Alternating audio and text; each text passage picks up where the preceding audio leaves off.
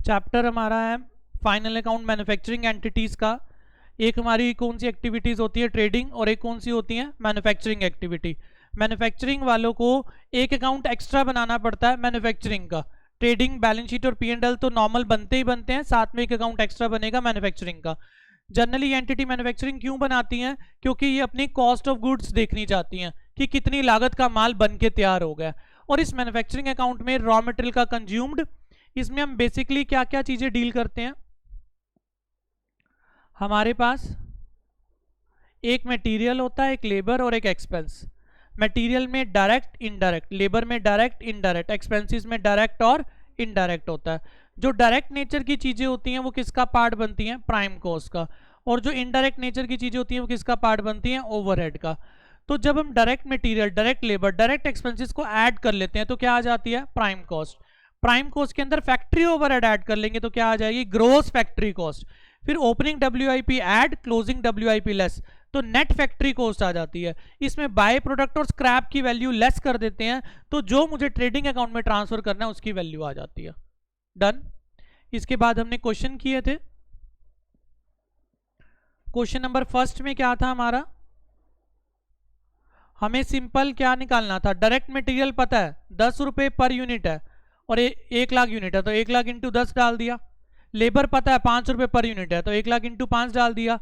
और royalty direct expense ही तो है तो 1 लाख इंटू 3, तो ये मेरी मैन्युफैक्चरिंग कॉस्ट आ जाएगी, जो प्राइम कॉस्ट आ जाएगी मेरी।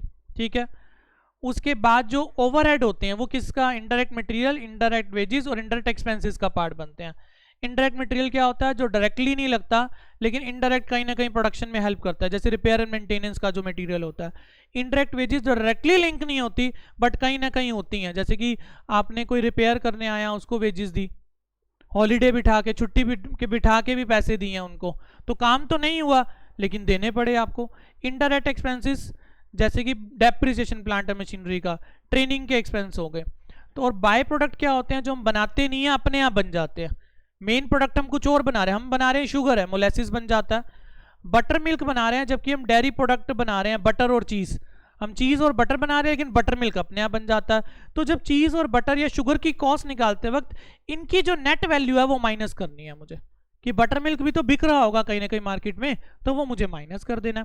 मैन्युफैक्चरिंग अकाउंट बनता कैसे है, direct material, direct labour, direct expenses, prime cost आ गई, फैक्ट्री ओवरहेड ऐड और opening WIP add, closing WIP less, by product की वैल्यू लेस, तो ये मेरी कॉस्ट जहां ट्रांसफर होनी है ट्रेडिंग अकाउंट में वो आ जाएगी। इससे नेक्स्ट क्वेश्चन क्या था हमारा, इसके अंदर हम ओपनिंग WIP गिवन है, क्लोजिंग WIP गिवन है, opening raw material, closing raw material, purchases. पहले तो ओपनिंग, क्लोजिंग प्लस परचेजिंग करके रॉ मटेरियल कंज्यूम डाल दो। ओपनिंग WIP डेबिट साइड में, क्लोजिंग WIP क्रेडिट वाली साइड में। फिर वो कह रहा है जो वेजेस है 0.80 पर यूनिट मैन्युफैक्चर 5 लाख हुई है तो 5 लाख इंटू 0.8, और जितनी बच गई, बच कितने की क्लोजिंग में 12,000 WIP इंटू में 0.4, इन दोनों को ऐड करके ये मेरी वेजेस आ जाएंगी। फिर हायरिंग के चार्जेस दे रखे हैं 0.30 है ना, 0.60 है, तो 5 लाख इंटू 0.60 कितना आ जाएगा, 3 लाख। और बाकी सारे तो अमाउंट में ही दे रखे थे, तो ये मेरी ट्रेडिंग में जितनी ट्रांसफर होनी है कॉस्ट वो आ जाएगी यहाँ से। क्लियर है बेटा यहाँ तक। अब हम कर रहे थे क्वेश्चन नंबर थर्ड। इसके अंदर सारी चीजें आपने बनानी है। कौन कौन से अकाउंट बनाने हैं, मैन्युफैक्चरिंग भी, ट्रेडिंग भी, P&L भी और बैलेंस शीट भी। खुद करो इस क्वेश्चन को पहले।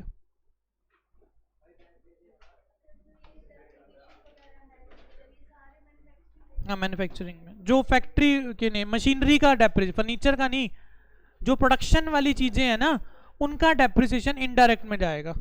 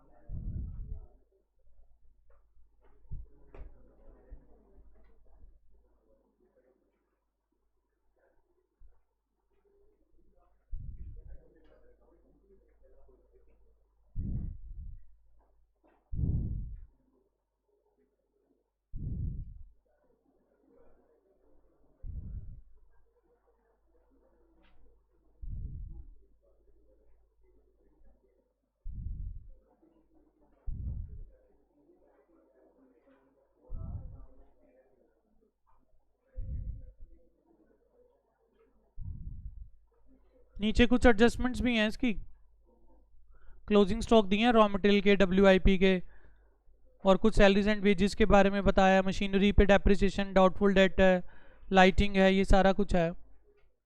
ये क्वेश्चन अगर आपने कर लिया तो ये चैप्टर कंप्लीट हो जाएगा आपका।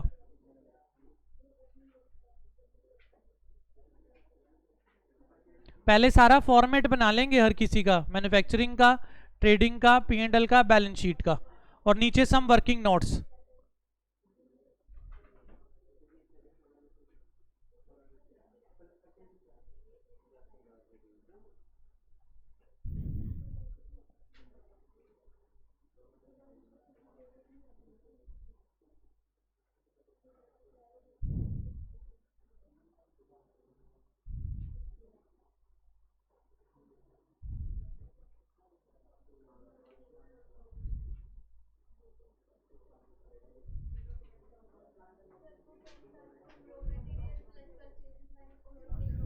कंज्यूम्ड, रॉ मटेरियल कंज्यूम्ड आ जाता है opening plus purchases minus closing करके।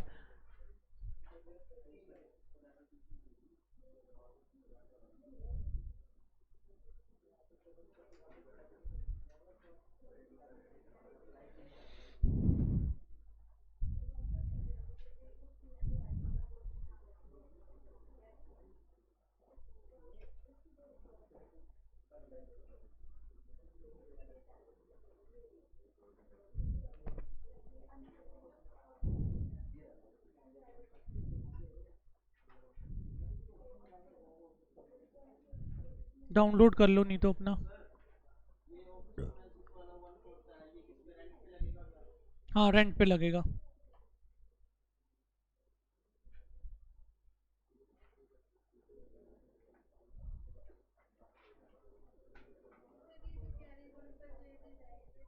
मैन्युफैक्चरिंग में ही जाएगा, वैसे कहाँ जाता है ट्रेडिंग में, ट्रेडिंग के सारे खर्चे अब कहाँ जा रहे हैं। बिल्कुल, डायरेक्ट नेचर का ही तो खर्चा है लेने का।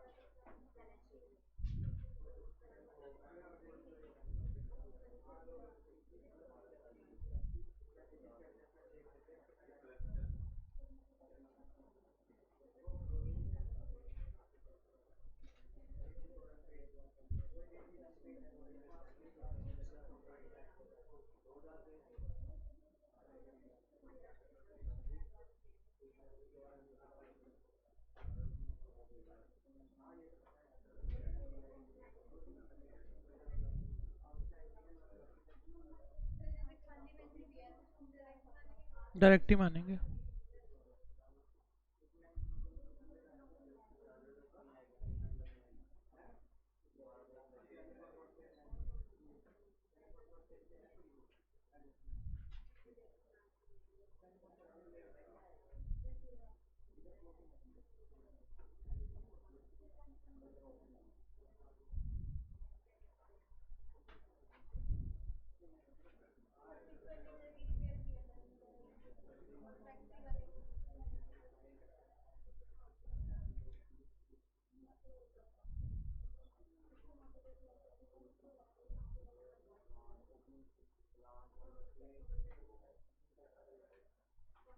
नीचे एडजस्टमेंट भी है, एडजस्टमेंट पता चल रही है तुम्हें।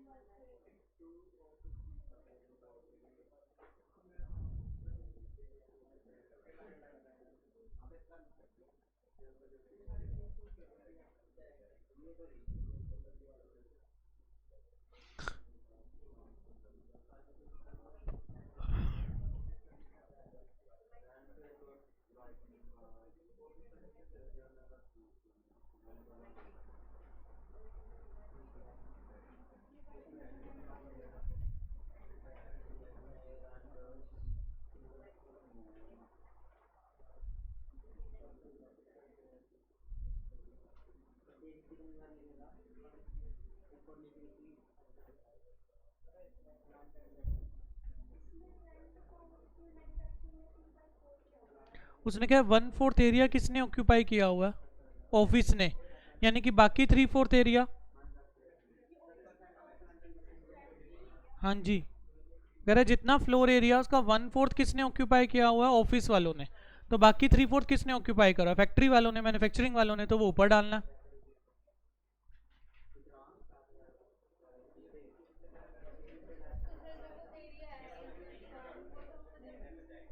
टोटल जगह है हमारी, उसका रेंट है हमारा, ठीक है। 1/4 तो ऑफिस यूज हो रहा है, 3/4 कहाँ यूज हो रहा है? फैक्ट्री की लोकेशन के लिए यूज हो रहा है।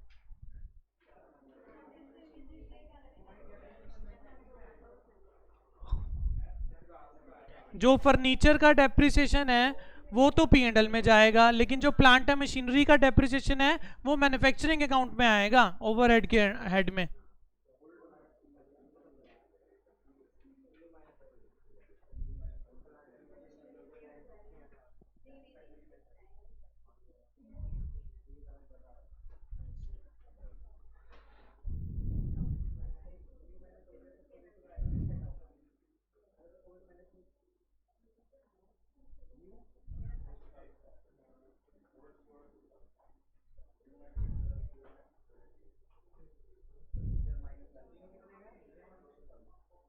टू बैड डेट लिखते हैं, उसमें फर्दर बैड डेट ऐड करते हैं, नया प्रोविजन ऐड करते हैं, ओल्ड प्रोविजन लेस करते हैं।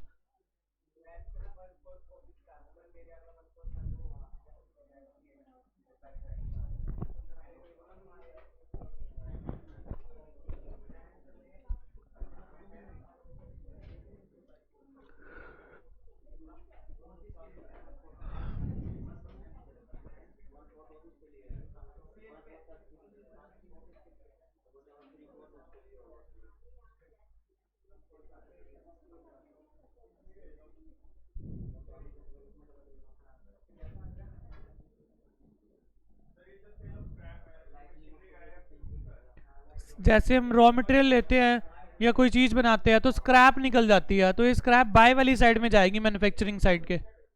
जैसे बाय प्रोडक्ट होते हैं ना, बाय प्रोडक्ट तो क्या होता है, पूरा एक प्रोडक्ट बनता है, स्क्रैप क्या, वेस्टेज है ये, लेकिन वेस्टेज बिक जाती है कहीं ना कहीं, तो बेनिफिट दे देती है ये हमारे को।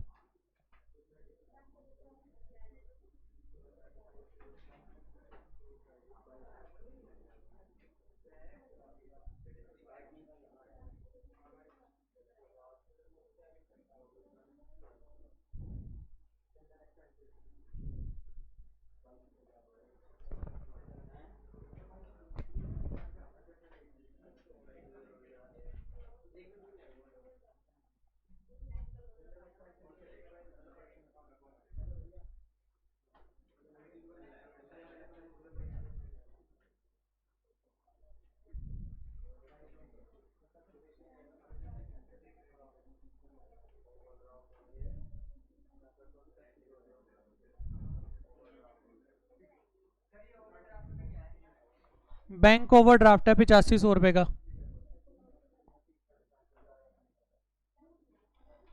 जनरल एक्सपेंसेस P&L में जाते हैं।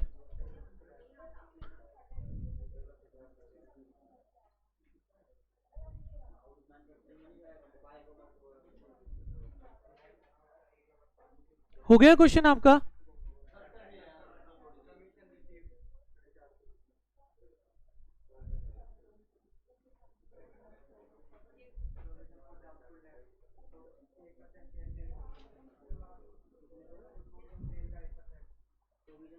ओल्ड वाला प्रोविजन हटा देते हैं, नए वाला प्रोविजन बना लेते हैं। आप लोगों ने सारा ऑडिट किया है, क्वेश्चन करके नहीं देखा, सारा देखा है, पहले सोल्यूशन में देखा है फिर वो क्वेश्चन में छाटा ये चीज आई कहाँ से है, या क्वेश्चन से देख के सोल्यूशन में देखिए।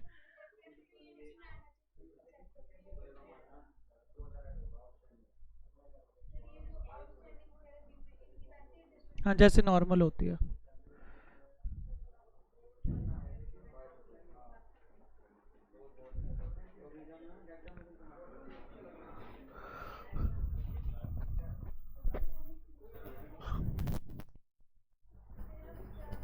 बाई वाली साइड। हाँ, ये वेस्टेज होती है और बिक जाती है हमारी।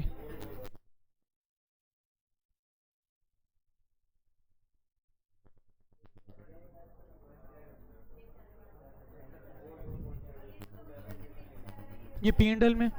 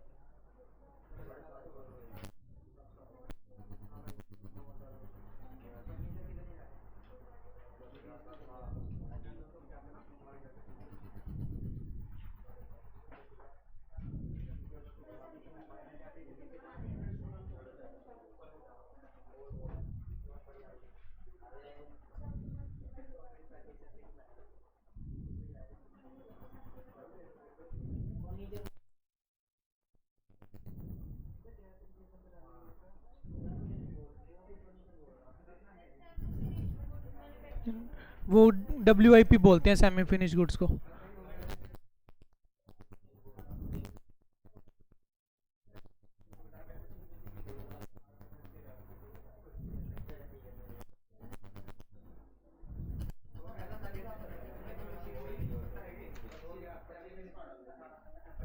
युक्ति हो गया।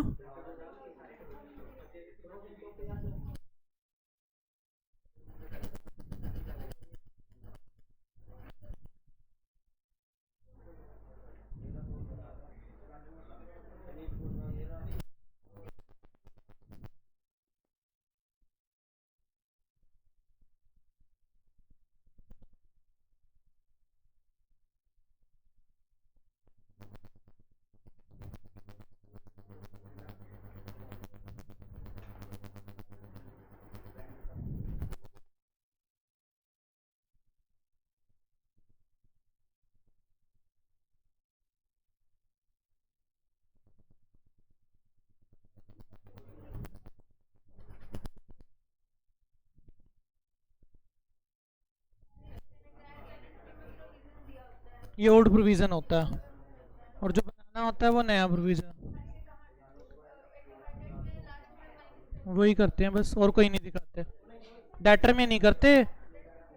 To bad debt, add further bad debt, add new provision, less old provision, बस। इसको डेटर में नहीं करते। लास्ट क्लास में भी तेरी ये सेम क्वेरी थी।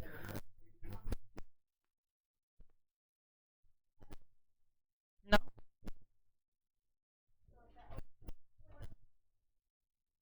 पहले बैड डेट्स फर्दर वाले जो आता है उस पर डाउटफुल डेट बनाते हैं, फिर डिस्काउंट बनाते हैं, बस।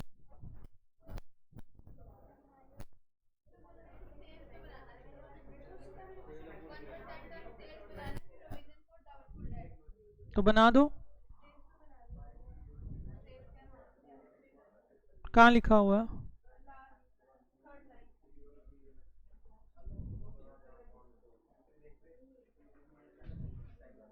हाँ, उस पे बना के लेस कर दो। हाँ जी बच्चों, जल्दी करो question, do it on fast. Pranav, Dalima,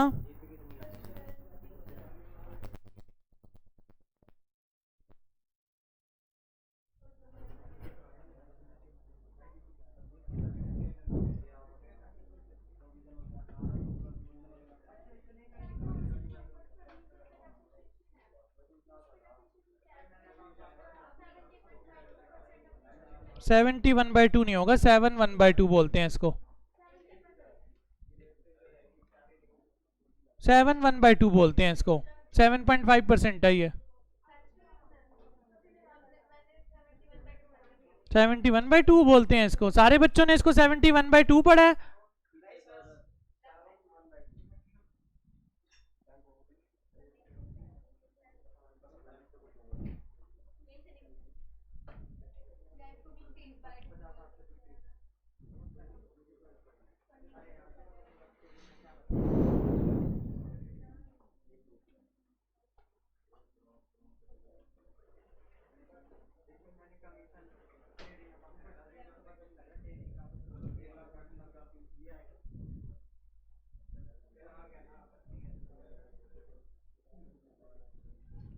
यश, 7 यश के हुआ क्वेश्चन। क्या नाम है आपका? अनुज, एकांश, अनुज, यश, लक्ष्य, पसरीचा। आपका नाम क्या है? उत्सव। आपका? यश कुमार।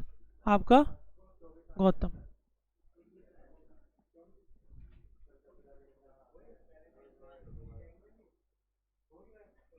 हो गया क्वेश्चन? बनाओ।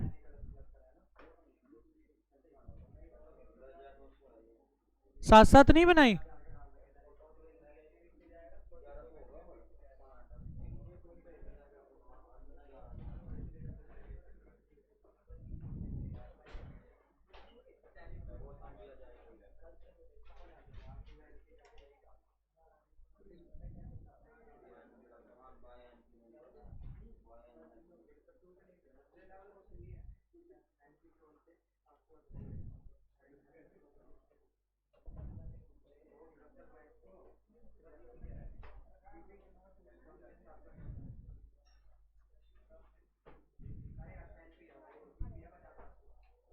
हाँ जी, सक्षम क्वेश्चन।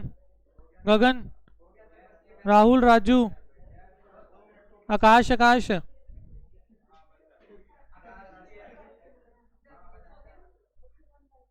प्रणव, प्रयास हैं।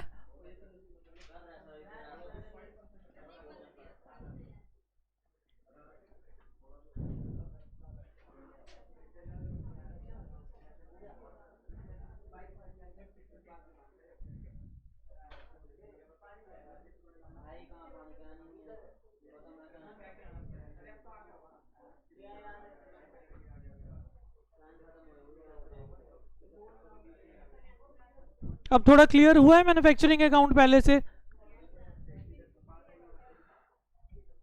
हुआ बना रखते ऑलमोस्ट बच्चे, पता नहीं क्या है मैन्युफैक्चरिंग अकाउंट। नहीं, ऑलमोस्ट बच्चों को रहती है क्वेरी इसमें। किसने कहा था? तूने पहली बार किससे पढ़ रखा? तूने पहली बार किससे पढ़ा हुआ अकाउंट? तू रिपीटर बच्चा है, फ्रेश है? हाँ, तो फिर तेरे को टफ नहीं लगा ना, और बच्चों को टफ लगा।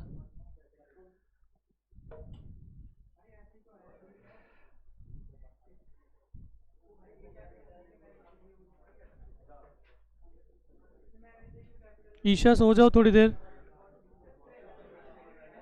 सो जाओ।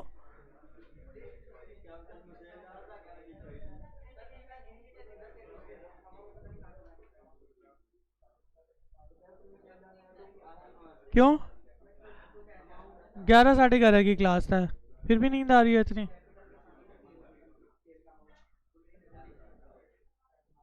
करवा दूं आगे? लास्ट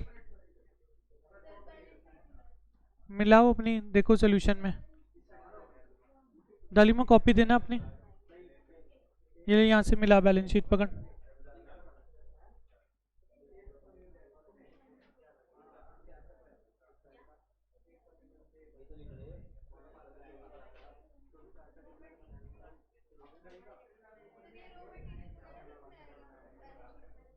जो क्लोजिंग स्टॉक है, चाहे रॉ मटेरियल का है, चाहे WIP का है, चाहे फिनिश गुड्स का है, वो बैलेंस शीट में तो आएगा ना?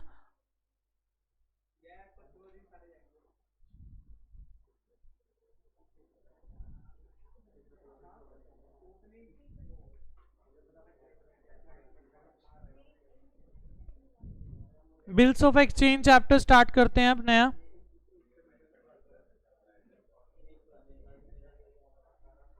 हाँ जी, किस किस बच्चे को चैप्टर टफ लगता है? सिंपल है। एकोमोडेशन ऑफ बिल्स का टॉपिक किया हुआ है इसमें, लास्ट में एकोमोडेशन ऑफ बिल्स का टॉपिक है, वो थोड़ा सा टेढ़ा है आई थिंक।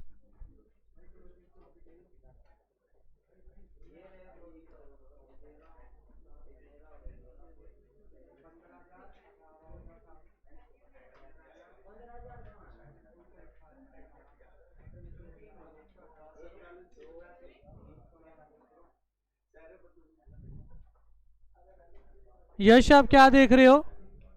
आप क्या देख रहे हो?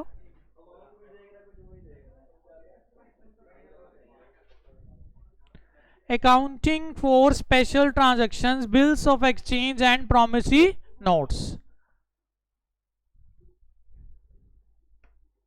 यहाँ पे 2-3 बच्चे आगे आ जाए, यहाँ पे इधर।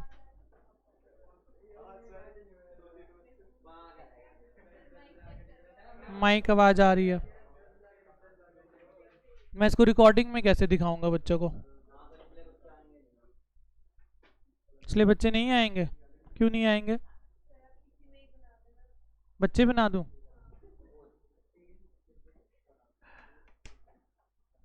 आ जाओ भाई, तुम तीनों आगे आ जाओ, लास्ट के तीनों आगे आ जाओ। उठ जाओ उठ जाओ। हाँ जी आगे आ जाओ। बैग बुक नहीं लेना, खड़े होके नॉर्मल आ जाओ बस।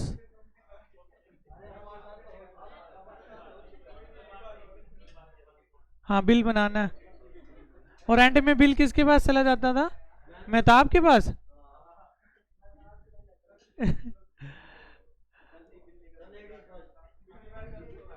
लेडीज गर्ल्स आ भी जाएंगी, डरेंगी नहीं। बुलाऊं? आ जाएगी जालिमा। क्यों आने की नहीं? रिकॉर्डिंग तो चल रही है। आप तीनों यहीं पे खड़े हो जाओ अपनी अपनी सीट्स पे बस। जब बस 2 मिनट के लिए खड़े हो जाओ, देखो खड़े हो जाओ। ये राशि जो है वो गुड्स सेल आउट कर रही है खुशी को, तो राशि अपनी बुक्स में क्या एंट्री बनाएगी? राशि ने अगर माल बेचा है खुशी को, तो राशि अपनी बुक्स में क्या एंट्री बनाएगी? खुशी टू सेल्स। और खुशी अपनी बुक्स में क्या एंट्री बनाएगी? परचेज टू राशि। अब राशि ने पैसे किससे लेने हैं? खुशी से। और खुशी ने किसको देने हैं? राशि को। लेकिन इसके पास अभी पैसे नहीं है, तो बिल लिखता कौन है? जिसने पैसे देने होते हैं या जिसने लेने होते हैं? जिसने लेने होते हैं वो बिल लिखता है। और एक्सेप्टेंस किससे लेता है? जिसने, यानी कि राशि बिल लिखेगी कि तुम मेरे पैसे 2 महीने बाद दे दियो या 3 महीने बाद दे दियो, और उसकी एक्सेप्टेंस कौन देगा? खुशी देगी। और वापस बिल किसको दे देगी? राशि को दे देगी। यानी कि ड्रॉर कौन होता है? लिखने वाला कौन होता है? जिसने पैसे लेने होते हैं। और ड्रॉई कौन होता है? जिसके ऊपर बिल लिखा जाता है, जिसने पैसे देने होते हैं। हाँ जी, ये कहां से वो कहां से क्या आ गया गगन? अब खुशी ने ये बिल जो था वो किसको दे दिया? राशि को। तो राशि के लिए ये क्या है? बीआर है। बीआर अकाउंट डेबिट टू खुशी। और खुशी के लिए क्या है? ये बीपी है। तो एक पेज फाड़ ले और उस पर जरा लिख के दें, जरा फटा हुआ पड़ा हुआ पहले ये लो, इस पे लिखो कि खुशी आप मेरे पैसे 3,000 रुपये 30,000 रुपये 2 महीने बाद दे देना।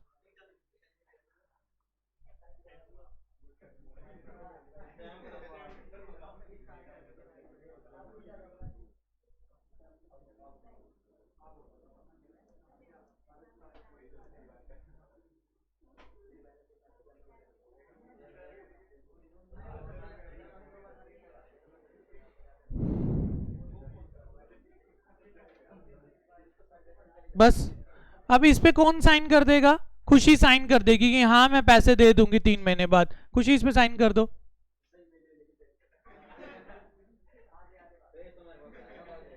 और ये पेज वापस दे दो राशि को।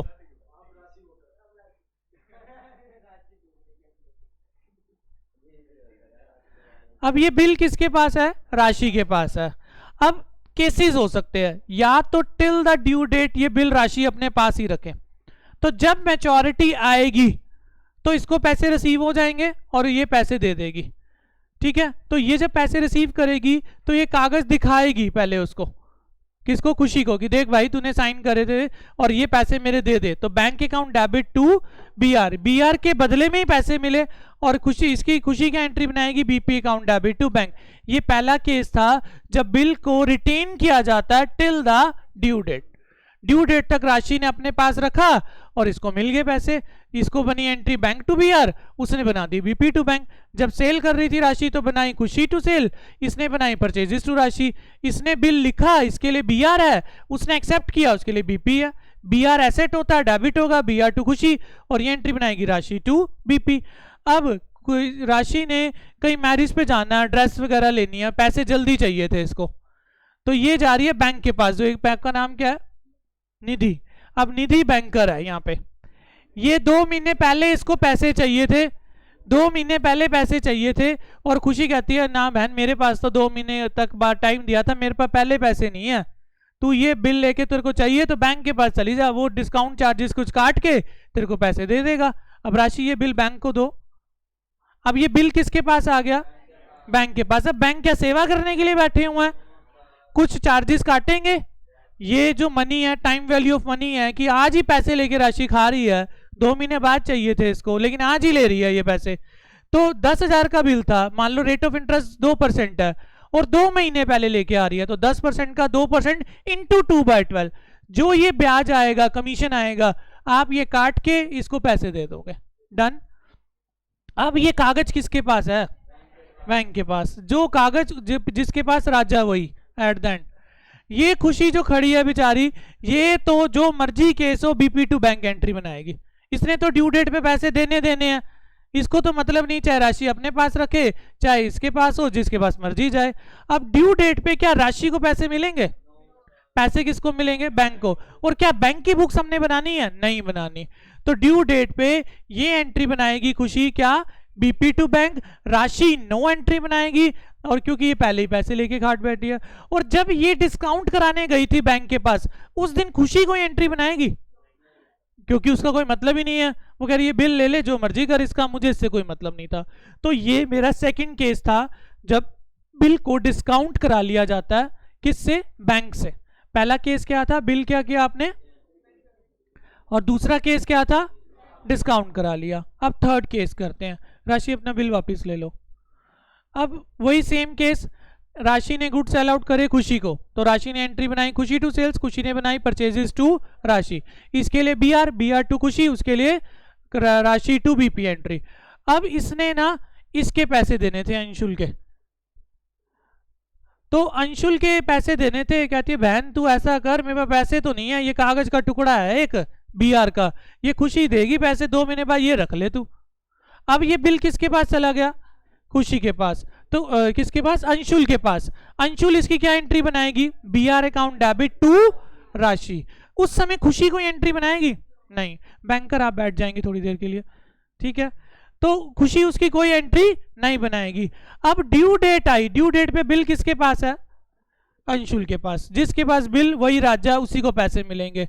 राशि ने तो क्या इसके पैसे देने थे, कट गए इसके, तो पैसे राशि को नहीं मिलेंगे ड्यू डेट पे। और वो खुशी किसी PT क्या एंट्री बनाती रहेगी हमेशा? BP2 bank. उसने तो पैसे देने ही देने हैं, जो मर्जी हो जाए। अब पैसे किसको मिलेंगे? ये बिल लेके आप खुशी के पास जाओगे, खुशी को दिखाओगे जी ये ले बिल, ये राशि ने मुझे दिया था, तो तेरे साइन हुए हैं, पैसे दे दे इसको बिल, पैसे निकालो अपने पर्स में से। और ये पैसे रिसीव कर लेगी अंशुल। अंशुल क्या एंट्री बनाएगी? बैंक टू BR, और ये क्या एंट्री बनाएगी? वो घिसी पीटी BP2 बैंक। ये कौन सा केस हो गया? थर्ड केस हो गया। अगर bill till the retain due date अपने पास रखा, या आपने किसको हैंड ओवर कर दिया? बैंक को, डिस्काउंटिंग चार्जेस काट के ले लिए, या फिर आपने एंडोर्स कर दिया। Endorsement more than one party भी हो सकता है क्या? इसने आगे युक्ति के देने हो तो ये युक्ति इसको ट्रांसफर कर देगी, युक्ति ने आगे जालिमा के देने हो तो एंड में पैसे किसको मिलेंगे? जिसके पास ये कागज होगा वो ऐसे लेके इतराएगा भी मेरे पास कागज है, तो कागज जिसके पास राजा वही बैंक उसके पास ही रिसीव होएगा, बैंक टू BR। ठीक है, आप अपनी सीट्स पे बैठ जाएं। तो और एक और फोर्थ केस भी होता है, बिल सेंट फॉर कलेक्शन वाला भी। क्या होता है? जनरली राशि ने क्या करा? BR लिखा, इसके लिए क्या था? BR एसेट थी टू खुशी के ऊपर, इसके लिए था खुशी टू BP। वैसे तो खुशी इतनी हट्टी कट्टी है नहीं, लेकिन राशि को लगता है नहीं यार मैं इससे पैसे मांगे तो पीट देगी मेरे को।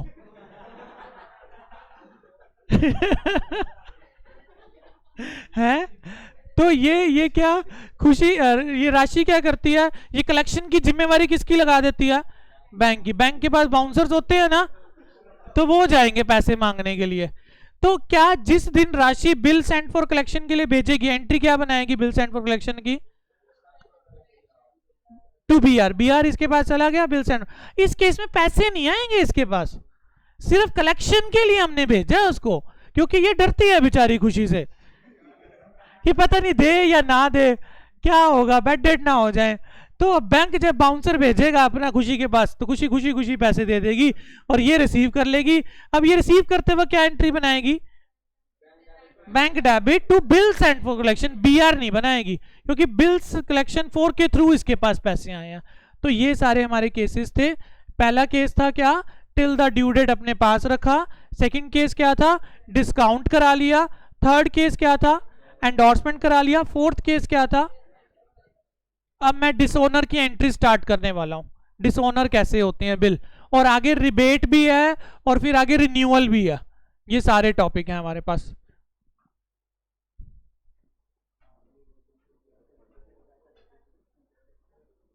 ये बिल जिसके पास है वही राजा है।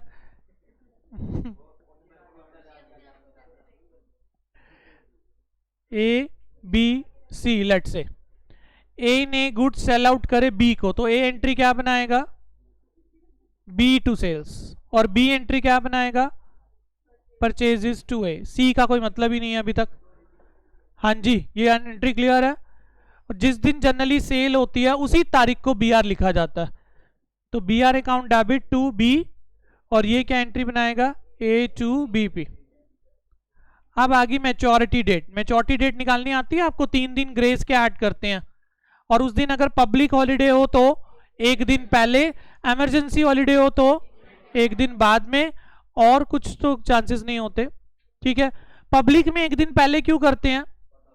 पता होता है इसलिए एक दिन पहले। उससे एक दिन पहले भी छुट्टी है तो उससे एक दिन पहले, और इमरजेंसी तो ऐसे ही हो जाती है तो जनरली बाद में करते हैं। हाँ जी, अब ड्यू डेट पे बिल ए ने अपने पास ही रखा हुआ था टिल मैच्योरिटी तक, तो पैसे किसको मिलेंगे? ए को ही। Bank account debit to B R, और ये क्या एंट्री बनाएगा? BP to bank. अब सेकंड केस क्या था हमारा? डिस्काउंटिंग कराने वाला। उस केस में पहले तो वही ए और बी, ए ने बी को सेल किया तो ये एंट्री बनाएगा बी टू सेल्स, और ये बनाएगा परचेजेस टू ए। इसके लिए B R account debit to B, इसके लिए ए टू बी पी। अब ए को अर्जेंट पैसे चाहिए थे तो उसी दिन वो बैंक के पास चला गया, एंट्री बनेगी bank debit discount charges debit to B R. उस दिन बी कोई एंट्री नहीं बनाएगा।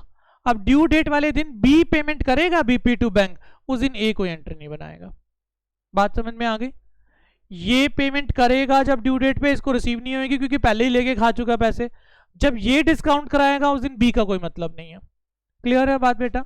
अब सेम वही ए बी, अब सी एंडोर्समेंट का केस इंक्लूड करते हैं। ए ने सेल करी बी को तो B to purchases to A, इसके लिए बी आर है तो B R account debit to B, इसके लिए बीपी है तो क्या एंट्री बनेगी? A to BP. अब इसने सी के पैसे देने थे, बिल उठा के इसने किसको दे दिया? सी को, तो C debit to B R, और बी आर उसके पास आ गया सी के पास, बी आर टू ए। उस दिन ये कोई एंट्री नहीं बनाएगा। अब ड्यू डेट वाले दिन जो खुशी बेचारी खड़ी थी हमेशा क्या एंट्री बनाती थी? बीपी टू बैंक, उसने तो पैसे देने हैं। अब राशि के पास कोई था बिल? नहीं था, उसने किसको दे दिया था? अंशुल को, तो इसी को पैसे मिलेंगे ना, bank account debit to B are.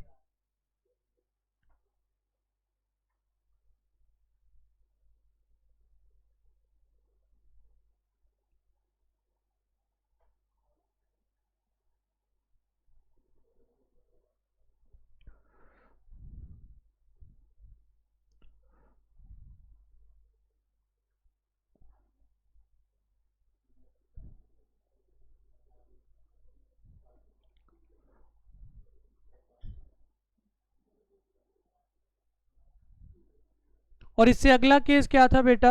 जिसमें बिल सेंड फॉर कलेक्शन के लिए भेजा जाता है, तो उस समय जो सामने वाला पर्सन होता है, जो बीपी जिसके लिए होता है, वो कोई एंट्री तो बनाएगा नहीं। Bill send for collection account debit to B R, और ड्यू डेट पे पैसे मिल जाएंगे, bank account debit to bill send for collection. ये बिल पकड़ लो, तुमसे गर्ल से बिल नहीं संभाला गया था? हाँ?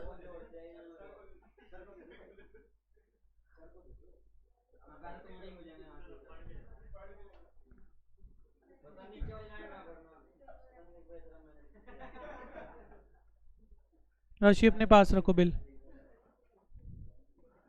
अब डिसऑनर का केस स्टार्ट करते हैं। डिसऑनर कैसे करते हैं बेटा? ध्यान से समझेंगे, डिसऑनर के समय फिर कंफ्यूजन शुरू हो जाती है आप लोगों के माइंड में, ठीक है। फर्स्ट केस लेते हैं कि bill till the due date किसके पास था, राशि के पास ही था। खड़ा करें इनको या 3 और पर्सन चॉइस करें इस बार। गर्ल्स को चैलेंज किया था आपने, गर्ल्स तो खड़ी हो गई है क्या,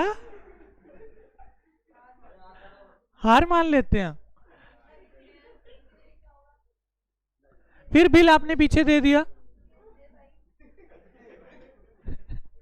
आप तीनों खड़े हो जाओ अपनी सीट पे, अपनी सीट पे ही खड़े हो जाओ, बस खड़े हो जाएं प्लीज। नहीं कुछ नहीं लिखवाना अभी, खड़े हो जाएं, अपनी सीट पे ही खड़े हो जाएं बस, शर्म मत करो, कॉन्फिडेंस रखो, खड़े हो जाओ, क्या है इसमें दिक्कत। आपका नाम क्या है? उत्सव, यश, गौतम। उत्सव ने गुड सेल करे यश को, तो उत्सव एंट्री क्या बनाएगा, यश टू सेल, और यश एंट्री क्या बनाएगा, purchases to Utsav. B R किसके लिए है, उत्सव के लिए, तो B R account debit to Yash, और ये एंट्री क्या बनाएगा, उत्सव टू बीपी। अब टिल द ड्यू डेट, वो बिल जो था वो बिल दे दें एक बार। Till the due date maturity पर वो बिल इनके पास ही था, उत्सव के पास ही था। ये ड्यू डेट पे गया भाई इसके पास, इधर देखेंगे बेटा, जो ड्यू डेट पे आप बिल प्रेजेंट करो, इनको कहो जाई भाई पैसे दे दे, हाथ जोड़ो। हाँ ये कहता है भाई भाग जा यहां से, मैं नहीं देता, मेरे पास नहीं है पैसे अभी, डिसऑनर कर रहा है बिल को, कहता है अभी नहीं है पैसे। तो उस दिन क्या एंट्री, ये डिसऑनर ऐसे ही हो जाएगा। ये मान लो ये एडवोकेट साहब हैं यहाँ पे, ठीक है, ये लीगल नोटिस भिजवाएगा कुछ ना कुछ, और वो लीगल नोटिस का खर्चा एक्चुअल में किसका है, किसकी वजह से बिल डिसऑनर हुआ, यश की वजह से। लेकिन पे कौन करेगा, उत्सव पे करेगा। क्यों, क्योंकि गया एडवोकेट के पास कौन है, उत्सव गया। तो जिसके लिए बीआर होता है वो एंट्री क्या बनाएगा, रिवर्स एंट्री बनाएगा। जब आपको बिल मिला था आपने एंट्री क्या बनाई थी, Yash account, BR account debit to Yash. अब उल्टी एंट्री कर दो, क्या बनेगी, और वो बीआर से भी बनेगी प्लस नोटिंग चार्जेस से भी बनेगी। जो एडवोकेट साहब के पैसे थे वो भी आप ऐड करके इससे मांगोगे। और ये क्या एंट्री बनाएगा उस दिन, BP account debit, noting charges account debit to, क्योंकि इसने उत्सव के पैसे देने हैं, कुछ तो बिल के देने हैं, और एक्चुअल में ये इसी का ही तो खर्चा है, इसी की बुक्स में तो डेबिट होना चाहिए था। तो BP account debit, noting charges account debit to Utsav. तो हमने यहां पे उत्सव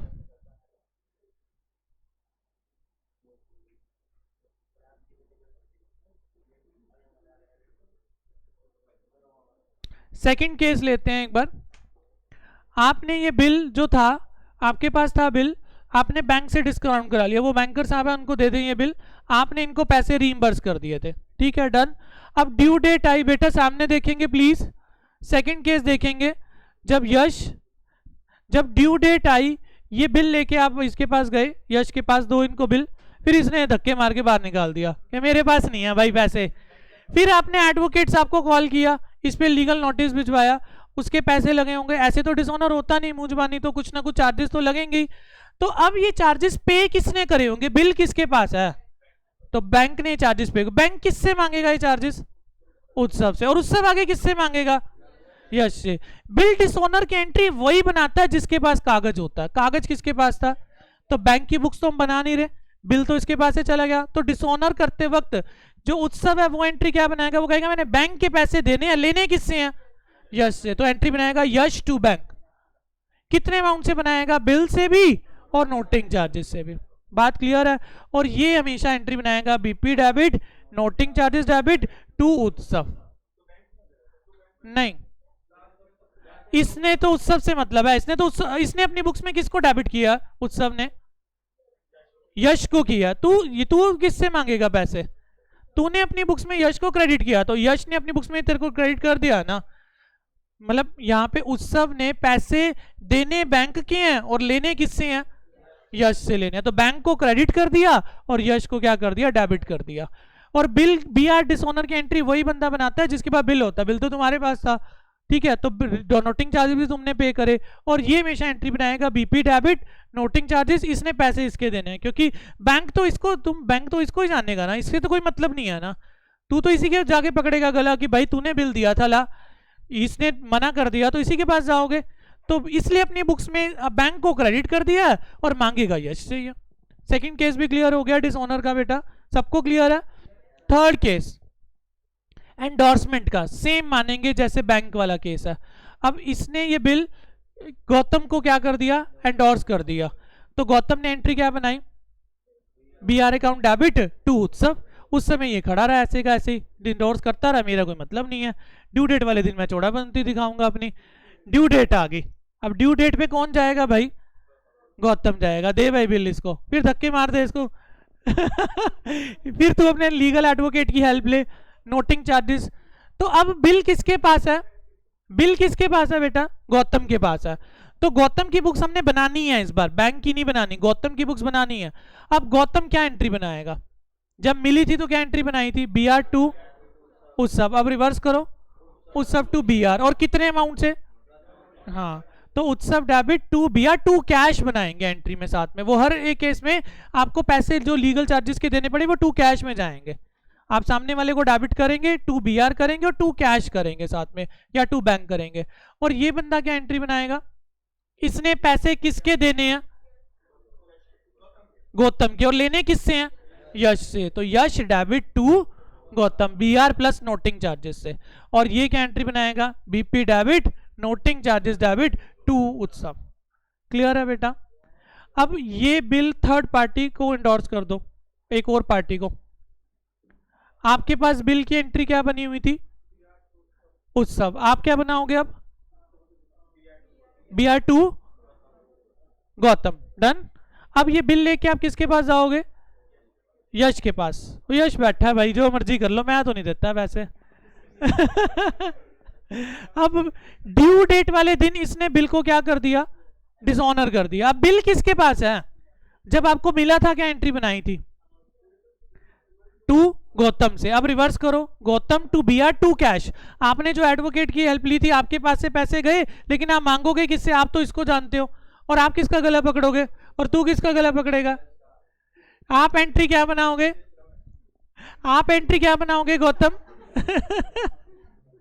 गौतम आप एंट्री क्या बनाओगे, आपने देने किसके हैं, प्रणव के, और लेने किससे हैं, उत्सव से। तो उत्सव डेबिट टू प्रणव, कितने अमाउंट से बनाओगे, बिल्स प्लस नोटिंग चार्जेस से। और आप क्या एंट्री बनाओगे, आपने देने किसके हैं, गौतम के, और लेने किससे हैं, यश से। तो यश डेबिट टू गौतम, किससे, बीआर से भी और नोटिंग चार्जेस से भी। और ये घिसीपीटी की एंट्री बनाएगा, BP debit noting charges account debit to Yash उत्सव।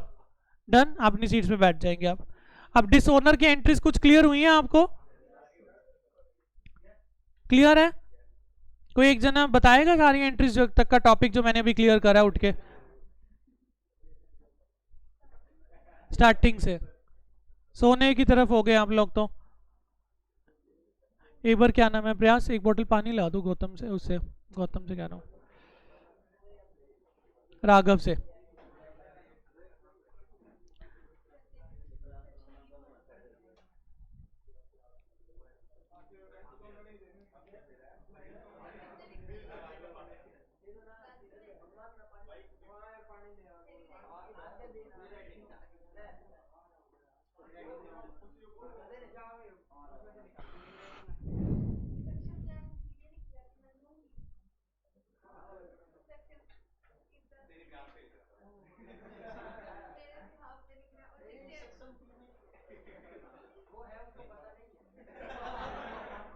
ऐसे गलत लैंग्वेजेस यूज मत करेंगे मेरी क्लास में।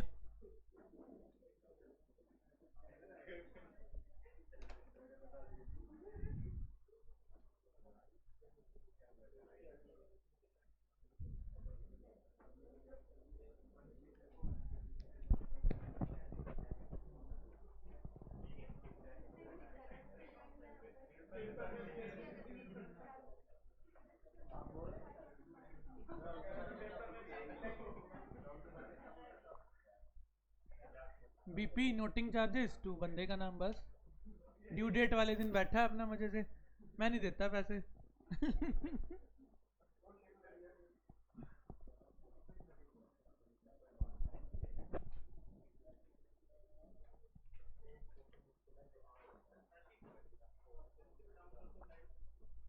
लाइट चली गई है क्या? लाइट चली गई है?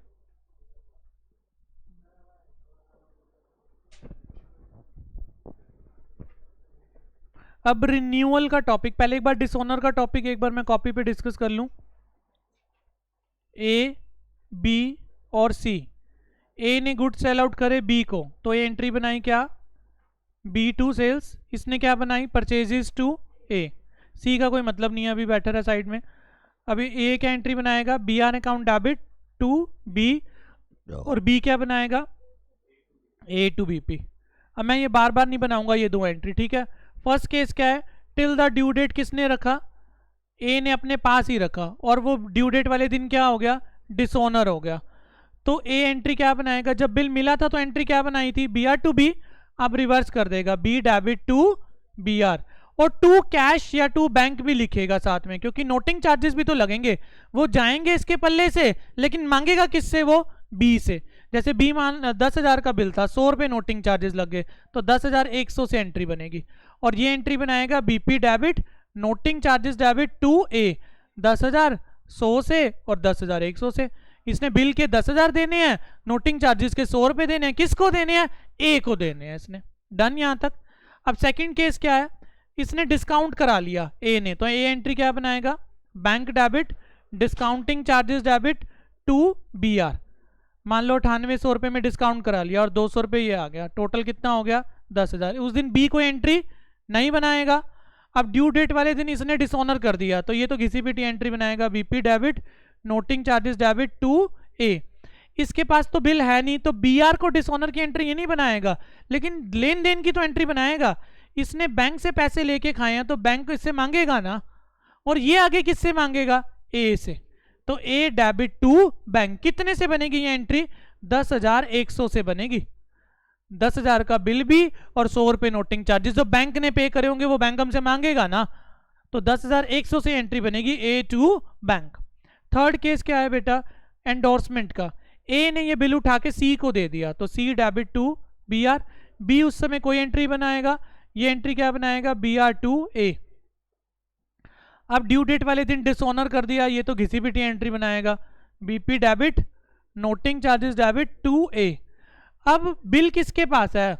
सी के पास, तो डिसऑनर भी सी ही करेगा, A debit to B R to cash. Legal charges भी यही देगा, जिसके पास होते हैं वही पे करता है लीगल चार्जेस।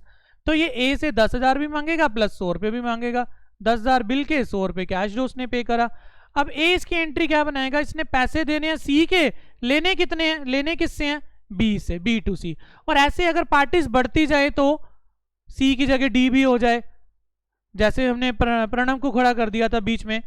तो अगर सी ने ये बिल आगे एंडोर्स कर दिया किसको? मान लो डी को, तो सी एंट्री क्या बनाएगा? D debit to B R, और ये एंट्री क्या बनाएगा? B R to C. अब डिसओनर होते वक्त पैसे किसको देने पड़ेंगे लीगल चार्जेस के? डी को।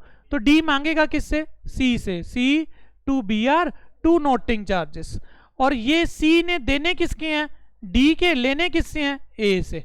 और ए ने लेने किससे हैं? बी से। देने किसके हैं? सी के। और वो घिसी पिटी एंट्री क्या बनाएगा? BP debit noting charges to A. Done है बेटा सारे केसेस। अब रिन्यूअल का केस देखते हैं क्या होता।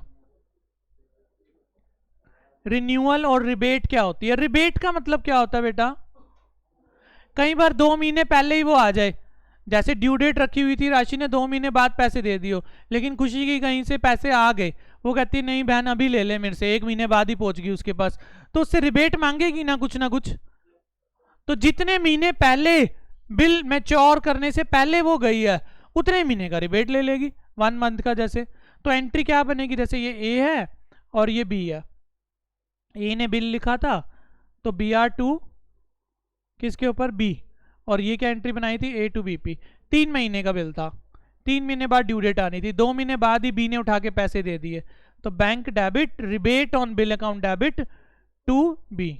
और ये एंट्री क्या बनाएगा? BP debit to bank to rebate on bill, इसके लिए इनकम हो जाएगी। अगर ड्यू डेट से पहले ही वो जाके बिल को मैच्योर कर देता है तो अच्छी बात है, उतने महीने का डिस्काउंट ले लो। और वो डिस्काउंट कैसे निकालना है, जितने का बिल है इनटू में जो रेट है, जितने महीने पहले आप गए हो टाइम पीरियड वो आएगा, divided by 12। Clear? Renewal, renewal का केस क्या होता है, जैसे ये ए है ये बी है, ए ने गुड सेल आउट किए तो बी टू सेल्स, और ये एंट्री बनाएगा परचेजेस टू ए, इसके लिए बी आर है, B R account debit to A, इसके लिए बीपी है तो ए टू बीपी। अब क्या हुआ, 3 महीने का बिल था, 2 महीने पहले ही ये चला गया बी, कहता है भाई ये बिल कैंसिल कर दे, 3 महीने का और लिख दे मेरे पे, रिन्यू कर दे बिल को। या ड्यू डेट वाले दिन भी कह सकता है, जब मर्जी जाके कह सकता है ये। अगर तो ड्यू डेट वाले दिन कहता है भाई मेरे पास पैसे नहीं है लेकिन आगे के लिए मेरा बिल ऐड ऑन कर दे, मैं आगे दे दूंगा 2 महीने बाद पैसे, तो चाहे ड्यू डेट वाले दिन हो चाहे ड्यू डेट से पहले हो, पहले पिछले वाले बिल को कैंसिल करना पड़ता है हमेशा। और इस केस में नोटरिंग चार्जेस लगेंगे, ये कुछ सहमति से हो रहा है या लीगल की हेल्प लेनी पड़ेगी, कुछ सहमति से रिन्यूअल के चार्जेस हैं, तो यहाँ पे एंट्री क्या बनेगी, ए डेबिट टू बी आर, और ये क्या एंट्री बनाएगा, बीपी टू ए। अगर नोटिंग चार्जेस हैं, हाँ जी टू बी, यहाँ पे बी आएगा ना, फिर नहीं अपनी बुक्स में अपना नाम कहाँ से आता है, टू बी लिखेंगे, ए और बी, ए ने गुड सेल करे थे तो B to sales, purchases to A, B R to B और ए टू बीपी। अब ड्यू डेट वाले दिन पहले तो पुराना क्या करना पड़ेगा, बिल डिसऑनर करना पड़ेगा, बात ध्यान से समझेंगे, डिसऑनर करते वक्त एंट्री क्या बनेगी, बी टू बी आर, और अगर नोटिंग चार्जेस भी हैं तो टू कैश भी डाल देना साथ में, नहीं है तो सिंपल, और यहाँ पे क्या बनेगी, BP debit, noting charges debit to A. अब ये जो है बंदा जो ए है वो ऐसे ही 3 महीने के लिए एक्सटेंड करने देगा या साथ में इंटरेस्ट के पैसे भी ऐड करवाएगा, इंटरेस्ट लगवाएगा या नहीं लगवाएगा, कि अब मेरे को पैसे आज मिलने थे वो आज ना मिलकर मेरे को 3 महीने बाद मिलने हैं तो ब्याज लगवाऊंगा मैं। अब 2 केस हो सकते हैं, या तो ब्याज का सेटलमेंट कहते हैं तू अभी दे दे मेरे को कैश में कर दे, फिर बिल में नहीं ऐड ऑन होंगे वो, लेकिन अगर ब्याज का सेटलमेंट कैश में नहीं होता तो वो बिल में ऐड ऑन हो जाएगा। पहले तो ब्याज ड्यू करने की एंट्री बनाएंगे, क्या बनाएंगे, इंटरेस्ट, इसके लिए इनकम है ना, चार्ज किससे करनी है, बी से, इसके लिए इंटरेस्ट एक्सपेंडिचर है टू, डन यहां तक। ये क्या लिखना है, जो बी आर का अमाउंट था जैसे 10,000, अगर नोटिंग चार्जेस भी हैं तो 100 रुपये वो भी ऐड करेंगे, जितने महीने के लिए आगे लिखा जा रहा है 3/12 मंथ्स, और जितना रेट ऑफ इंटरेस्ट है उतने से इंटरेस्ट की एंट्री बना देंगे। अगर ये इंटरेस्ट का पैसा कैश या बैंक में आ गया तो cash bank debit to B, और फिर एंट्री क्या बने, या फिर डायरेक्ट ही कर देंगे cash to interest, interest to cash. लेकिन अगर इसके पैसे भी नहीं दिए उसने तो आप नया बिल लिखते वक्त क्या एंट्री बनाएंगे, बी आर टू ए, किससे बनेगी ये entry, B R to B किससे बनेगी, बिल के अमाउंट से, नोटिंग चार्जेस से, प्लस इंटरेस्ट से, फिर ड्यू डेट वाले दिन आपको पैसे मिल जाएंगे बैंक टू बी आर। समझ आ गई बात की, देखना कहां तक टॉपिक कवर हो गए हैं।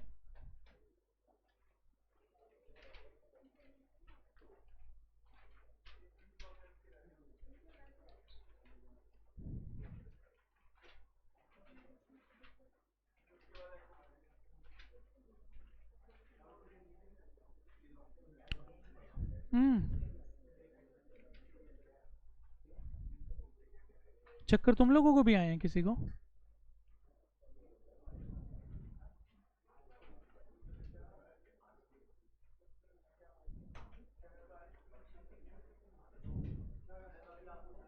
चक्कर किसी और को भी आए हैं,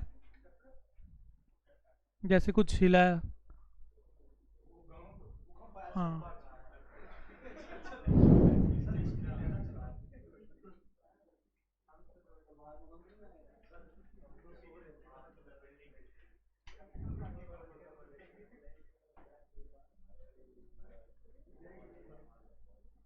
इंसॉल्वेंसी के केस में आप क्या करेंगे, हाँ जी बैड डेट में डाल देंगे पैसा, जितना वो नहीं देगा, और जो सामने वाली पार्टी है वो कहां डालेगी, जिसको फायदा हो गया, टू डेफिशिएंसी अकाउंट में डालेगी वो। जैसे मान लो ये 2 बी आर थे हमारे पास, B R 1 debit, B R 2 debit to mister Thomas, फिर हमने क्या करा, 4 मार्च को ये क्या हो गया, बिल नंबर 1 की रिवर्सल एंट्री हो गई।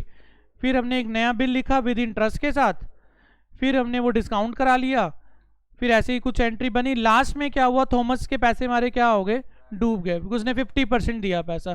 तो मेन मुद्दा इंसॉल्वेंसी के समय पैसा आपने बैड डेट अकाउंट में डालना और टू उस पार्टी को क्या कर देना है, क्रेडिट कर देना उठाकर। और सामने वाली पार्टी क्या एंट्री बनाएगी इसकी, वो person debit to deficiency account में डाल देगी उठाकर। देखना क्रेडिट वाली की एंट्री बना रखी है टू डेफिशिएंसी में, है ही नहीं ना।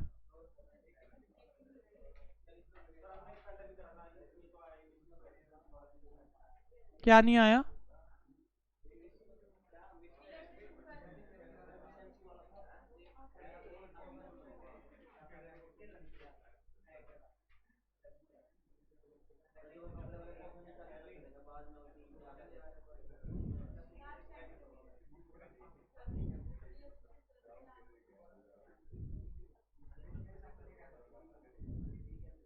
हाँ डाला हुआ ना, संजय टू बैंक, जो 50% पैसा संजय को दिया तो बाकी बच गया ना, तो वो डेफिशिएंसी अकाउंट में चला जाएगा ना। जिसने लेने हैं वो तो बैड डेट में डालेगा, डूब गया। और जिसका फायदा हो गया, इनकम नहीं कहेंगे उसको, डेफिशिएंसी बोलेंगे, डेफिशिएंसी अकाउंट में डालेंगे पैसे को। ठीक है। एकोमोडेशन ऑफ बिल्स क्या पिछली बार छुड़वा दिया था मैंने,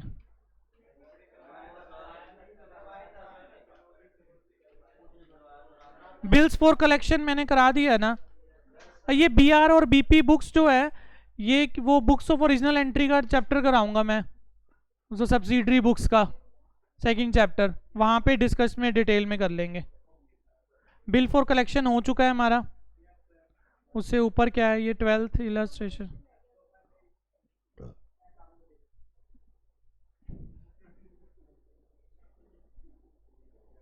एकोमोडेशन थोड़ा टेक्निकल था ना। अभी पहले डेप्रिसिएशन स्टार्ट करते हैं, मैं थोड़ा ठीक फील नहीं कर रहा। 5 मिनट का ब्रेक ले लेते हैं और पहले डेप्रिसिएशन स्टार्ट करते हैं। मैं रिकॉर्डिंग ऑफ कर रहा हूँ, मुझे याद दिलवा देना ऑन करने के लिए।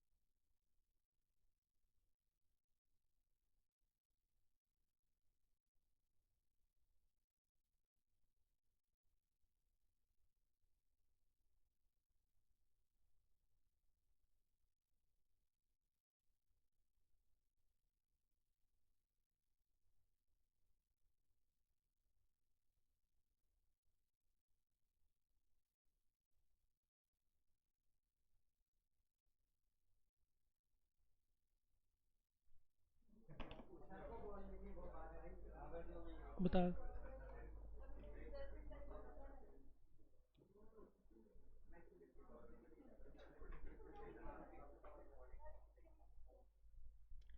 Concept and accounting of depreciation. Depreciation का डिक्शनरी मीनिंग होता है reduction in the value of asset due to tear wear, due to obsolescence, due to change in law. किसी भी कारण से एसेट की वैल्यू में जो गिरावट आती है उसको डेप्रिसिएशन बोलते हैं। ठीक है, डेप्रिसिएशन हम क्यों लगाते हैं? ताकि ऑपरेशंस के ट्रू रिजल्ट्स हमें पता चल सकें। हमें फाइनेंशियल पोजीशन, क्योंकि बैलेंस शीट में जब फिक्स एसेट में से डेप्रिसिएशन लेस करते हैं तभी तो सही फाइनेंशियल पोजीशन पता चलती है। और एक किस्म से फंड इकट्ठा कर रहे हैं ना एसेट के लिए, और साथ में हमें ट्रू डेप्रिसिएशन ही तो मैन्युफैक्चरिंग अकाउंट में जाता है। तो कॉस्ट ऑफ प्रोडक्शन ट्रू निकालनी है तो डेप्रिसिएशन पता होना चाहिए ना क्या होता है। ठीक है, इसको इफेक्ट करने वाले फैक्टर कौन कौन से हैं? एक है, पहले एसेट की कॉस्ट पता होनी चाहिए, फिर उसकी यूजफुल लाइफ पता होनी चाहिए, और बची हुई रेजिडुअल वैल्यू पता होनी चाहिए। ठीक है, और शेड्यूल 3 जो है कंपनी एक्ट 2013 का, वो कहता है डेप्रिसिएशन का मतलब होता है कॉस्ट को एक सिस्टमेटिक एलोकेशन में बांटना। एक किस्म से हम 10 लाख की कॉस्ट को थोड़ा थोड़ा एलोकेट ही तो कर रहे हैं। और शेड्यूल 3 आज से पहले 1956 में आपको मिनिमम रेट देता था कि इतने रेट तो लगने चाहिए डेप्रिसिएशन के। अब वो मिनिमम रेट नहीं देता, मिनिमम यूजफुल लाइफ बताता है। लेकिन हमें इससे कोई लेना देना नहीं है, आपको सी इंटर में ये सारी बातें डिस्कस करेंगे हम।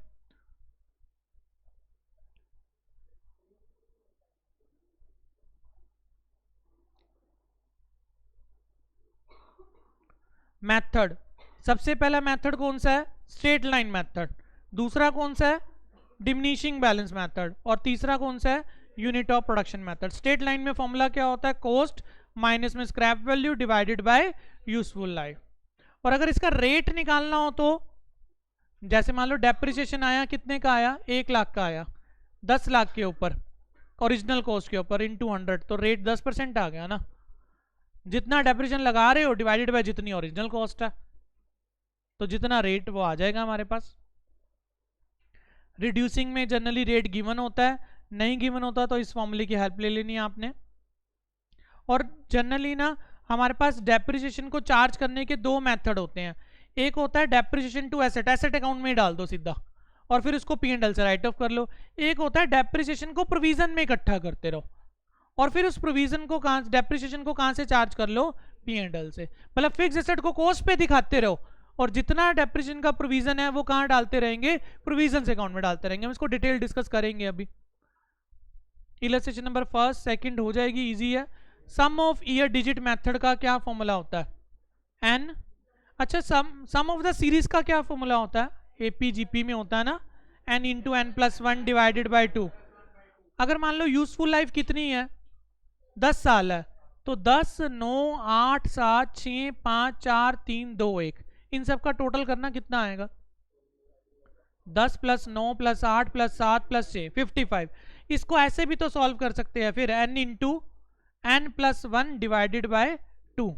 N into N plus 1, n कितना है? 10 है, 10 प्लस 1 11 इंटू 10, 110 डिवाइडेड बाई 2 कितना आएगा? 55। तो सम ऑफ द सीरीज जब निकालनी हो मेरे को, या तो उसका टोटल कर दो या फिर n into N plus 1 divide by 2 लगा दो। तो ये 55 आ गया मेरे पास। अब इसको सॉल्व कैसे करेंगे देखो, बाय यूजिंग किस मेथड से निकालना है मेरे को? वैसे डेप्रिसिएशन का अमाउंट पहले साल कितना निकलेगा? जितनी कॉस्ट होएगी ना इनटू में 10/55। पहले 10 लिखा है ना हमने, फिर 9 लिखा है। दूसरे साल का डेप्रिसिएशन कितना होगा? 9/55। तीसरे साल का कितना होगा? 8/, फिर 7/, फिर 6/, फिर 5/, फिर 4/, फिर 3/, फिर 2/। ऐसे करके डेप्रिसिएशन आता रहेगा। प्रैक्टिकली सॉल्व करते हैं। वो कह रहे हैं मैस्टर्स आकाश एंड कंपनी ने मशीनरी परचेज करी थी 10 लाख की, और इसकी यूजफुल लाइफ कितनी है? 10 साल। और स्क्रैप वैल्यू कितनी है after useful life? Machinery account put to use कब हुई? 1/1/2014 को। और मेरे को मशीनरी अकाउंट डेप्रिसिएशन का अकाउंट 2019 का बनाना है। तो पहले तो मुझे पिछले सालों का डेप्रिसिएशन निकालना पड़ेगा। पहले तो मेरी वैल्यू कितनी थी? 10 लाख माइनस में 1/20, कितना आ गया ये? 8,80,000। पहले साल डेप्रिसिएशन कितना लगा होगा? 10 साल यूजफुल लाइफ है ना, तो पहले साल कितना लगा होगा? 10/55। फिर दूसरे साल 9/50। ऐसे कितने साल लगा होगा? 1/1/2014 से मुझे 19 की बुक्स बनानी है, तो 14, 15, 16, 17, 18, 5 साल। तो ये 9/55 और फिर 8/55, फिर 7/55, 6। तो मैं क्या 1/50 कॉमन लेके 10, 9 इन सबको ऐड नहीं कर सकता और सीधा मल्टीप्लाई कर दूं तो ये एक्यूमुलेट डेप्रिसिएशन उठ के आ जाएगा ना 640। तो उसकी कॉस्ट आ जाएगी ना, 10 में से 640 लेस करा तो कितने की रहेगी? तो 360 मैं यहाँ पे लिखूंगा ना, ब्रॉड डाउन बैलेंस। समझे बात को? या तो अलग अलग डेप्रिसिएशन निकाल लो, 10/55 करके, 9/55 करके, फिर जितना डेप्रिसिएशन आया वो लेस करके अपना WDV निकाल लो।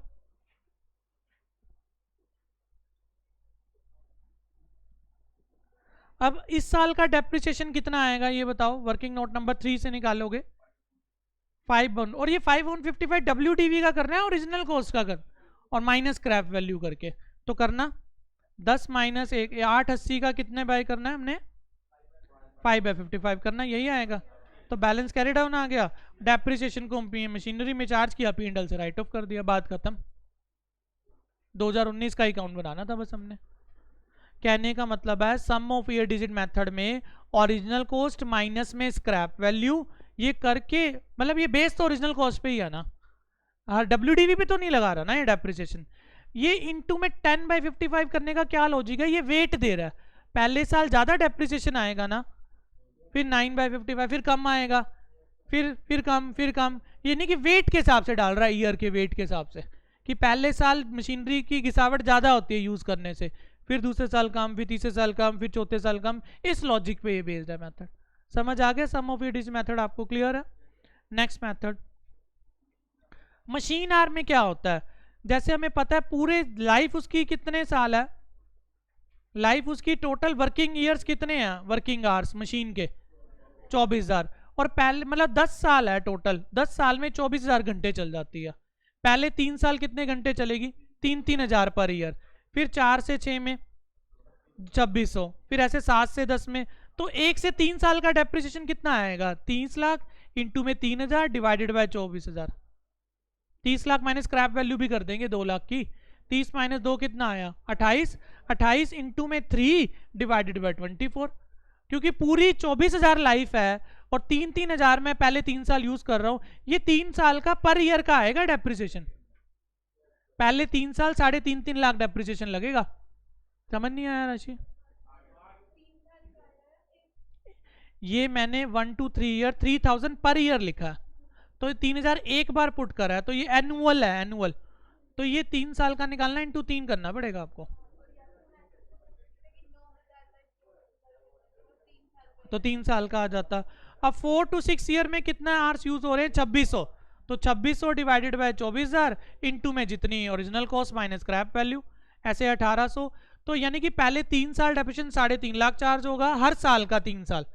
4 से 6 साल में 3,03,333 डेप्रिसिएशन चार्ज होगा, चौथे, पांचवे, छठे।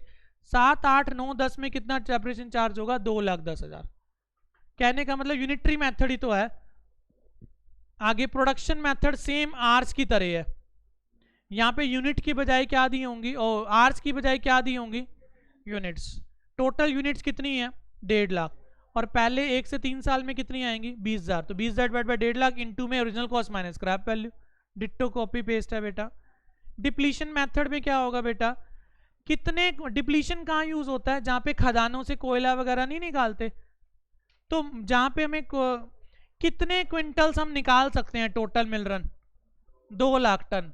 2017 में कितने टन निकाले हमने? तो 2,000 इंटू 2,000 ऊपर और नीचे टोटल कितना आ जाएगा? 2 लाख। तो पहले साल का डेप्रिसिएशन निकालना कितना आएगा? इंटू में 100 लाख वैल्यू, 100 लाख इंटू में 2,000 डिवाइडेड बाय 2 लाख। फिर दूसरे साल कितना आएगा? 10,000 डिवाइडेड बाय 2 लाख। फिर तीसरे साल 15,000। हमें आगे का डाटा गिवन नहीं है, तो बस यहीं के अकाउंट्स बना देंगे हम। मैंने तो 2,000 निकाला नहीं, 2,000 गिवन है। आप बुक्स खोलो अपनी, इलस्ट्रेशन नंबर 6, आगे पेज रीड करो।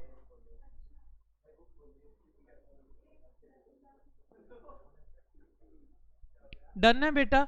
यानी कि प्रोडक्शन आर के हिसाब से हो, यूनिट के हिसाब से हो, चाहे डिप्लीशन के हिसाब से हो, जितनी टोटल एक्सपेक्टेड है यूनिट प्रोड्यूस होनी या आर्स प्रोड्यूस होने या डिप्लीशन होनी, उसको रखना नीचे, क्योंकि वो टोटल है, और जितनी हर साल यूज हो रही है वो मल्टीप्लाई में डालते जाओ, तो आपका हर साल का डेप्रिसिएशन आता जाएगा।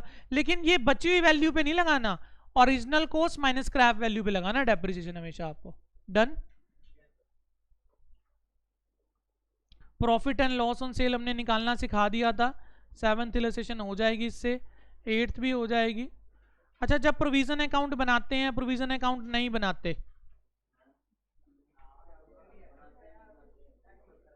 8th क्वेश्चन सब बच्चे करके दिखाएंगे। जब प्रोविजन अकाउंट मेंटेन करना है, प्रोविजन अकाउंट नहीं मेंटेन करना, 8th क्वेश्चन सब बच्चे करके दिखाएंगे।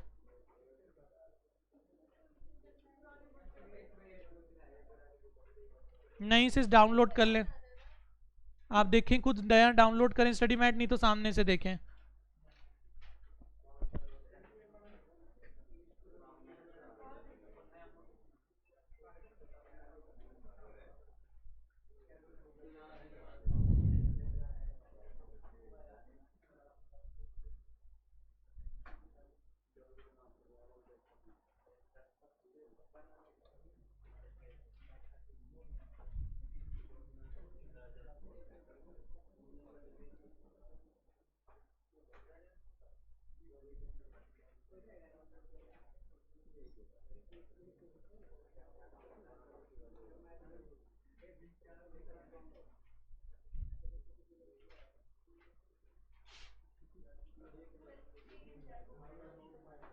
आप मेरी बुक का क्वेश्चन करेंगे, या तो स्टडी मैट डाउनलोड करेंगे या सामने से करेंगे।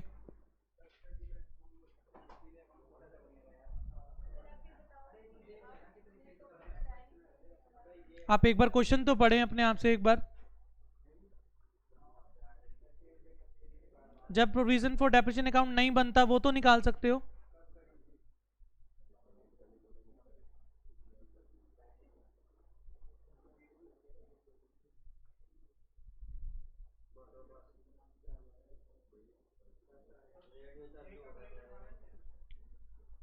हाँ जी, 1 अप्रैल 2018।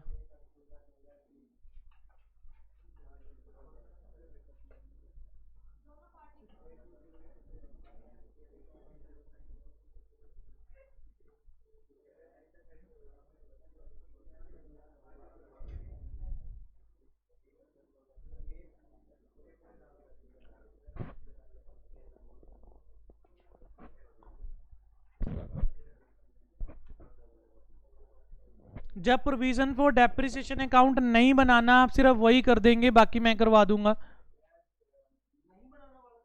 प्रोविजन फॉर डेप्रिसिएशन अकाउंट जब नहीं बनाना, सिंपल वाला कर दें।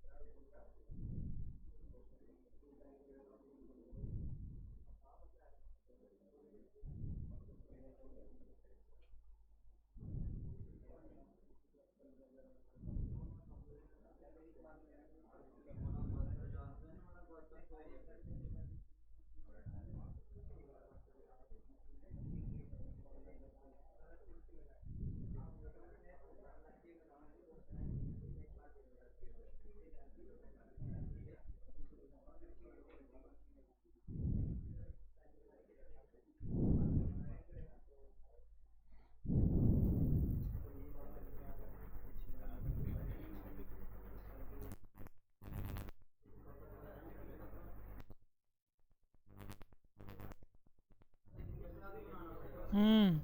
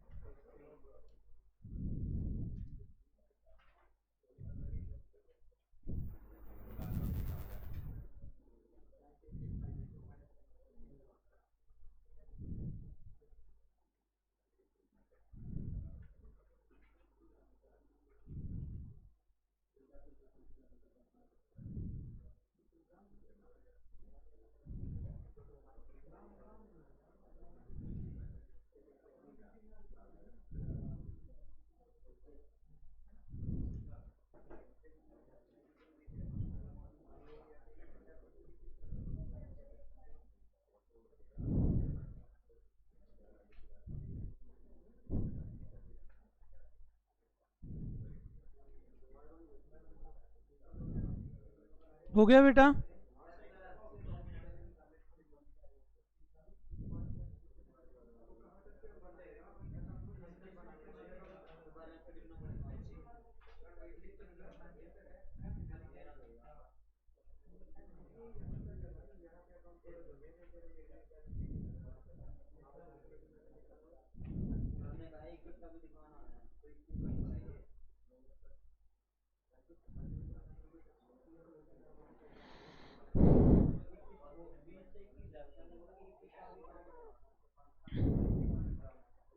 बनाया हुआ क्वेश्चन में देखो।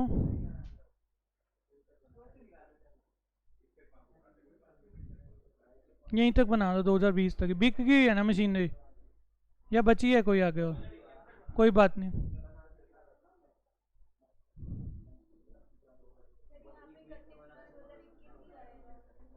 यहाँ पे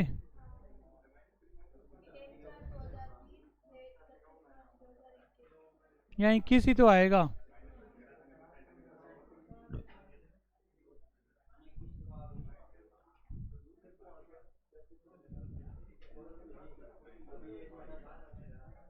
बेटा प्रोविजन वाला मेथड कराऊं? हो गया सबका?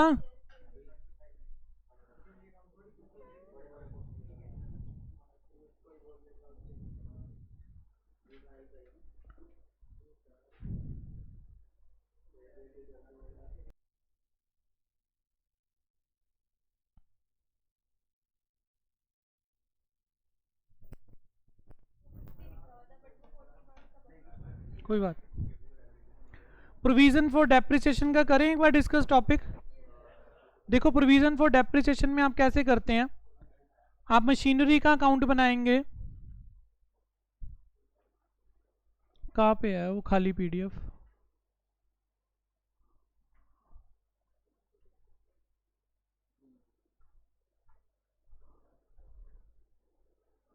आप एक तो मशीनरी का अकाउंट बनाएंगे, ऑन है।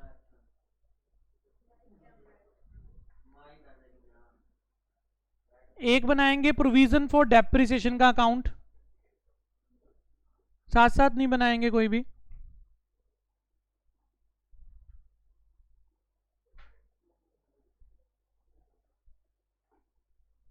और जिस साल मशीनरी बिकती है उस साल बनता है asset disposal account.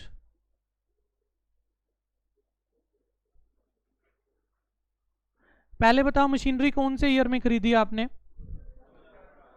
2001 April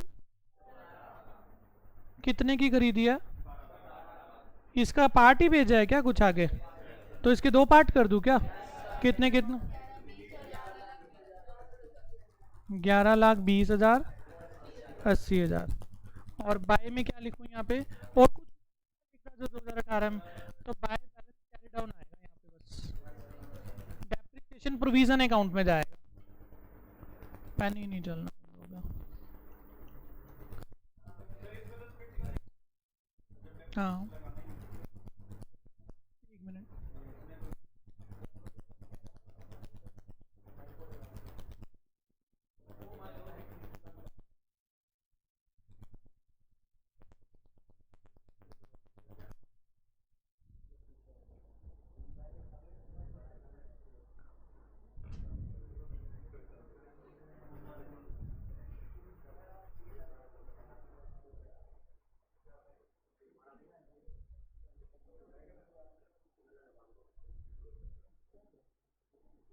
by balance carry down first का और सेकंड का, इसका कितना है? 11,20,000 और इसका 80,000।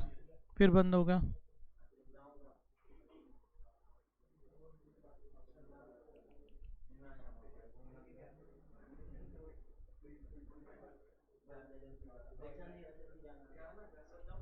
नहीं नहीं,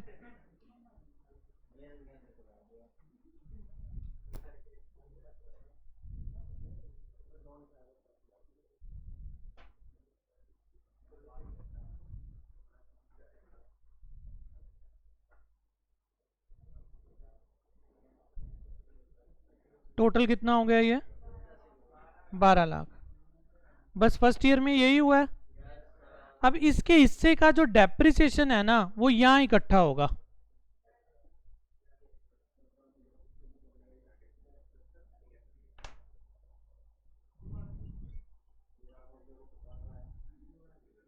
इसके हिस्से का जो डेप्रिसिएशन है वो कहाँ इकट्ठा होगा बेटा? प्रोविजन फॉर डेप्रिसिएशन अकाउंट में। सोल्यूशन से देख के बता देता हूँ एक बार। देखो कहाँ है प्रोविजन फॉर डेप्रिसिएशन अकाउंट जब मेंटेन किया है? कहाँ है? नीचे, हाँ। तो बाय डेप्रिसिएशन कितना आया हमारा? 1,20, और हमने इसको कैरी डाउन कर लिया। अब अगली बार फिर हमने एसेट का बैलेंस ब्रॉट डाउन किया 12 लाख का, कुछ चेंजेस तो हुए नहीं, ये कैरी डाउन ही रहेगा, ना खरीदी है ना बेची है अगले साल। फिर हमने ब्रॉट डाउन किया, और अब जब डेप्रिसिएशन लगाना है तो 12 लाख में से 1,20 माइनस किया तो कितना बचा? 10,80 के ऊपर फिर डेप्रिसिएशन लगेगा। मतलब डेप्रिसिएशन WDV के हिसाब से लगाना है, लेकिन डेप्रिसिएशन को इकट्ठा हम एक अलग अकाउंट में कर रहे हैं। वो आपने निकाल रखा है ना क्वेश्चन में पहले, कि डेप्रिसिएशन दूसरे साल का कितना आया, अलग अलग निकाल के रखा हुआ है, तो 1 और 2 अंदर डाल के लिख देना है यहाँ पे, ठीक है। उसके बाद ये 2 बैलेंस कैरी डाउन आ गया अपने पास। फिर क्या आया? 2 बैलेंस ब्रॉट डाउन। अब 2 बैलेंस जो ब्रॉट डाउन आया, और इसका हमने 2 बैलेंस ब्रॉट डाउन किया 12 लाख। अब जितने की कॉस्ट मशीनरी की बिकी है उसको एसेट अकाउंट से उठाकर डिस्पोजल अकाउंट के डेबिट में डालना है, और उसके हिस्से का डेप्रिसिएशन प्रोविजन फॉर डेप्रिसिएशन से उठाकर एसेट डिस्पोजल में डालना है। एसेट के बैलेंस डेबिट होते हैं तो उसको उठाना कहां से है? क्रेडिट में, और क्रेडिट से उठा के डेबिट में डाल देना। 80,000 वाली चीज बिकी थी, और उसके हिस्से का अब तक का डेप्रिसिएशन कितना बनता है? पहली मशीन पे पहले साल का डेप्रिसिएशन, पहला पार्ट है या दूसरा पार्ट था? दूसरा पार्ट था। दूसरे पार्ट में पहले साल का डेप्रिसिएशन कितना था? दूसरे साल का। और बेची कब है आपने? 1 अक्टूबर। तो 1 अक्टूबर तक का भी तो डेप्रिसिएशन होगा, वो भी यहाँ पे पहले इकट्ठा करना पड़ेगा आपको बाय डेप्रिसिएशन के नाम से 3240, और फिर उसका डेबिट कर देंगे हम उठाकर टोटल।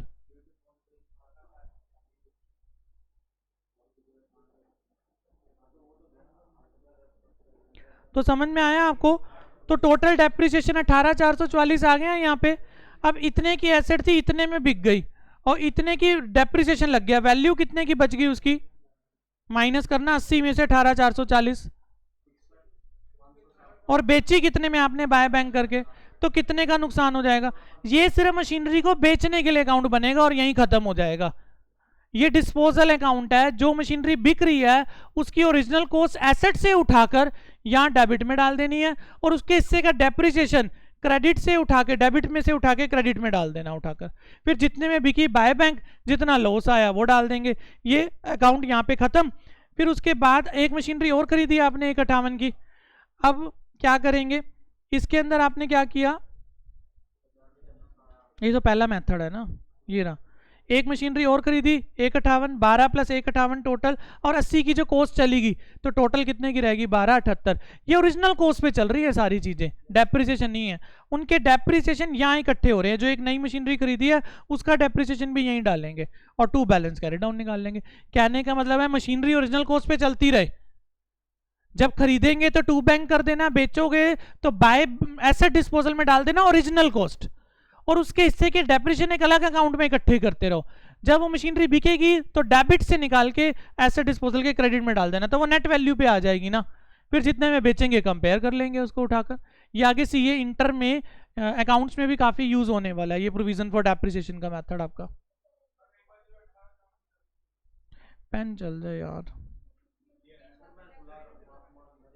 बुलाओ।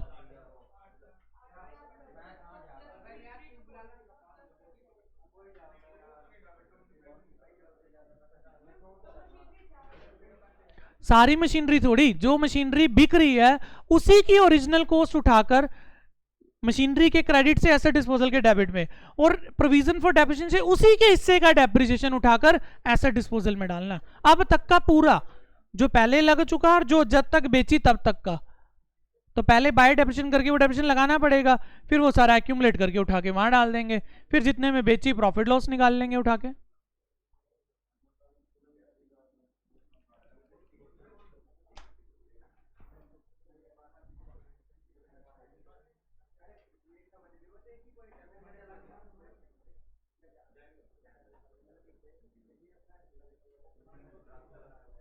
नहीं है क्या राघव?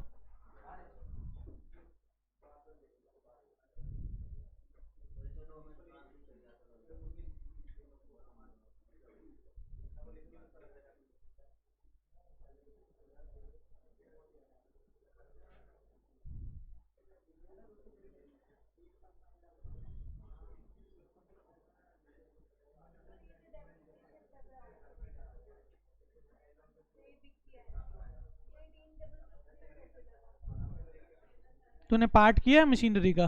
पहले साल कितना आया डेप्रिसिएशन, दूसरे साल ऐड करिए दोनों को, और प्लस अब तक का कितना लगा?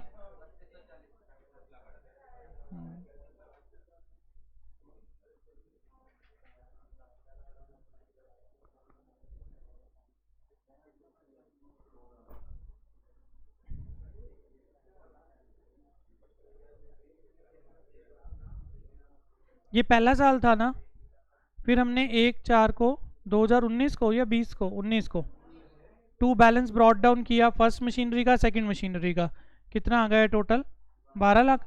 कुछ खरीदी तो नहीं है ना यहाँ पे, बाय बैलेंस कैरी डाउन आ जाएगा सीधा 12 लाख। और यहाँ पे बाय पहले साल का डेप्रिसिएशन कितना आया था पहली मशीनरी पे और सेकंड मशीनरी पे? पहली पे कितना आ रहा था 1,20,000 200, और दूसरी पे 8,000, टोटल कितना आ गया 1,20,000। टू यहाँ पे बैलेंस कैरी डाउन कर दिया 1,20,000 का, समझ लेंगे एक बार। फिर ये कैरी डाउन अगले इस बार क्या करा, ब्रॉट डाउन फर्स्ट और सेकंड। पहली मशीनरी पे कितना, अच्छा ब्रॉट डाउन तो 1,20 ही होगा, फिर बाय डेप्रिसिएशन लगाएंगे, फिर बंद हो गया।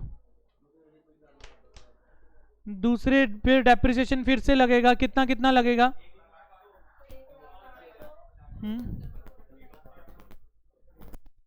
मतलब कहने का मतलब है कि आपको डेप्रिसिएशन को एक अलग अकाउंट में इकट्ठा करते रहना है, जो पहला है वो भी, जो और लग रहा है वो भी।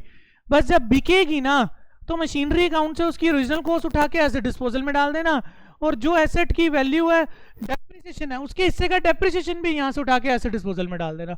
बाकी क्वेश्चन नॉर्मल ही होगा जैसे करते हैं। हम्म हम्म हाँ ठीक है। हाँ हाँ ठीक है। वो जब एसेट बेची है तब तक का डेप्रिसिएशन लगा, बाय डेप्रिसिएशन 3,240 रुपये। सामने देख, इन्होंने कहा ना कर, तुम यहाँ सामने देख, by balance brought down, by balance brought down है 228, इसमें बाय डेप्रिसिएशन 3240 लगा, जो मशीनरी बेची थी उसका डेप्रिसिएशन, और फिर जो मशीनरी अब जा रही है उसका सारा डेप्रिसिएशन उठा के एसेट डिस्पोजल में डाल दे, टू बैलेंस कैरी डाउन आ जाएगा बस। और जो बाय डेप्रिसिएशन, हाँ आगे टॉपिक क्लियर करता हूं एक बार पहले। और जब चेंज इन मेथड होता है डेप्रिसिएशन में तो आप क्या करते हैं, अभी तो चल रहा है पेन, फिर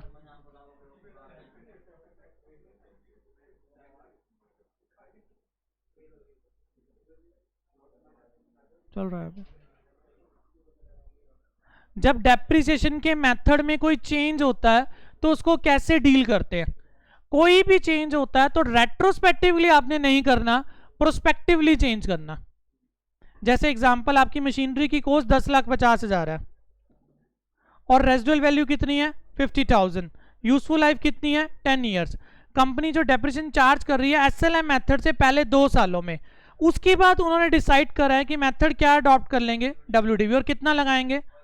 पहले 2 साल के अकॉर्डिंग वैल्यू निकाल लो, 10,50 माइनस में 50,000, 10 लाख, 10 लाख डिवाइडेड बाय 10, 1 लाख, 1 लाख 1 साल का तो 2 लाख का, कितना 2 साल का 2 लाख, 10,50 में से 2 लाख माइनस किया तो वैल्यू कितनी आ गई 8,50,000। अब second year onward, third year onwards 8,50 के ऊपर डेप्रिसिएशन लगेगा 25%, कितना आएगा 2,12,500। फिर अगले साल कितना लगेगा 8,50 में से 2,12,500 लेस करेंगे, जो वैल्यू बचेगी उतना लगेगा। मतलब पीछे से चेंज नहीं करना, पीछे से कोई, जहां तक जो मेथड लग गया पहले वहां तक की वैल्यू निकाल लो, फिर आगे जो वो कह रहा है वही फॉलो करो। आज से कुछ टाइम पहले रेट्रोस्पेक्टिवली चेंज करते थे हम, आप लोगों ने शायद 11th-12th में पढ़ा भी हो, 11th में अगर डेप्रिसिएशन पढ़ा हो तो पहले वो निकालते थे एसएलएम से कितना लगना चाहिए, डब्ल्यूडीवी से कितना लगना चाहिए, कितना एक्स्ट्रा चार्ज किया वो पी&एल में डालते थे या कम चार्ज किया, ऐसा कुछ नहीं करना। अब अगर कोई भी मेथड में चेंज होता है, आवाजें कहां से आ रही हैं ये, अगर डेप्रिसिएशन के कोई भी मेथड में चेंज होता है तो वो कैसे चेंज होगा, ये मैं रेट्रोस्पेक्टिवली और प्रोस्पेक्टिवली बोल रहा हूं, उसका मीनिंग पता है ना आपको। रेट्रोस्पेक्टिव का मतलब पीछे से चेंज नहीं करना, प्रोस्पेक्टिवली का मतलब आगे से, जो हो गया पहले हो गया, अब आगे से मेथड चेंज करना है। अगर पहले एसएलएम लग चुका है, कुछ तो आवाज आती है, अगर पहले आपका मेथड लग चुका है एसएलएम, तो पहले एसएलएम के अकॉर्डिंग वैल्यू माइनस करके जो डब्ल्यूडीवी आएगी उसके ऊपर आगे आपने डेप्रिसिएशन लगाना, ठीक है। इलस्ट्रेशन नंबर 10 देखेंगे। पहले अलग से बोल रहा है मास्क रख के, ये होमवर्क से करके आएंगे अब 10th क्वेश्चन, ये चेंज इन मेथड का ही है। पहले वो डब्ल्यूडीवी के हिसाब से चल रहे होंगे, फिर एसएलएम के हिसाब से होंगे।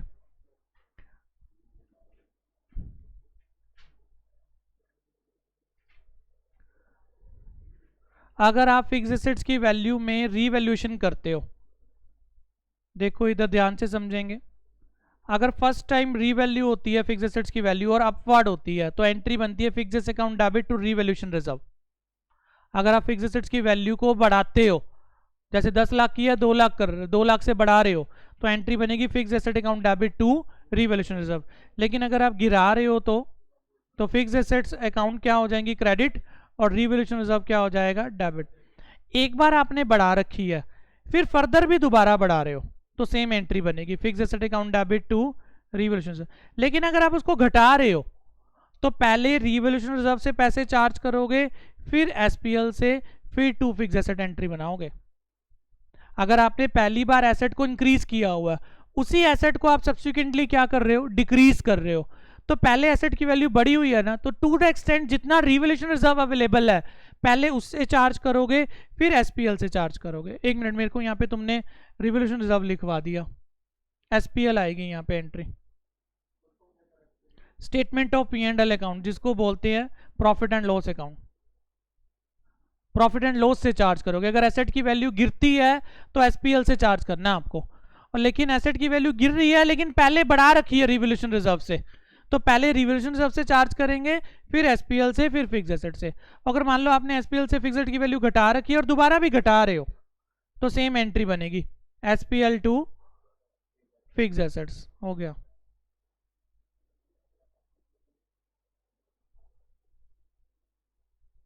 और अगर आपने SPL to fix asset entry बना रखी है और आप वापस से इसको बढ़ा रहे हो तो एंट्री क्या बनाओगे, fix asset account debit to SPL to revaluation reserve. मतलब कहने का मतलब है कि अगर आपने एसेट की वैल्यू पहले बढ़ा रखी है, दोबारा बढ़ा रहे हो तो सेम एंट्री बनेगी। पहले बढ़ी हुई है, गिरा रहे हो अब, तो पहले बढ़ाई हुई वैल्यू जो बढ़ाई थी उसी से चार्ज करो, फिर गिरती है तो गिरने की एंट्री एसपीएल से चार्ज होती है। पहले गिराया रखी है, दोबारा भी गिरा रहे हो तो SPL to fix asset, SPL to fix asset. लेकिन गिरी हुई वैल्यू को वापस से क्या कर रहे हो, बढ़ा रहे हो, तो fix asset to SPL to revaluation reserve. ठीक है, इसका क्वेश्चन देखेंगे एक बार।